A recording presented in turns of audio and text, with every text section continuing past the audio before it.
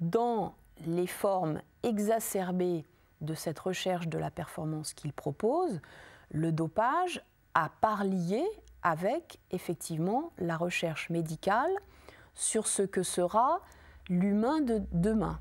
Bon. Et en particulier sur toutes ces techniques qui vont toucher, pénétrer, transformer le corps humain pour amener à cette question: quelle est la limite entre ce qui est un être humain aujourd'hui et ce qui sera un être humain demain? Quelle est la limite entre un corps naturel et un corps qui ne l'est plus? Et à quel moment accepte-t-on ou refuse-t-on l'artifice technique appliqué au corps humain? C'est-à-dire à quel moment dénature-t-on l'être humain que nous connaissons aujourd'hui et qui pourrait ne pas être le même demain? Ce sont ces questions-là qui évidemment excèdent très largement le champ du sport, qui sont des questions médicales par leurs aspects techniques, qui sont des questions philosophiques et éthiques, qui sont posées aujourd'hui par le dopage sportif. Et c'est en cela aussi qu'il est intéressant. Dans le sport actuel, les avantages procurés par la technique, il y en a énormément.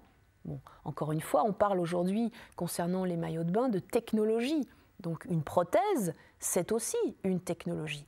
Alors après, évidemment, il y a une limite entre ce qui est apposé sur le corps et ce qui fait partie du corps. Mais on voit bien là qu'il y a aussi un avenir prothétique qui se dessine, ou par le biais d'exosquelettes, qui pousse à une réflexion sur, encore une fois, le corps humain naturel et sur ce qu'on entend par identité humaine. Bon.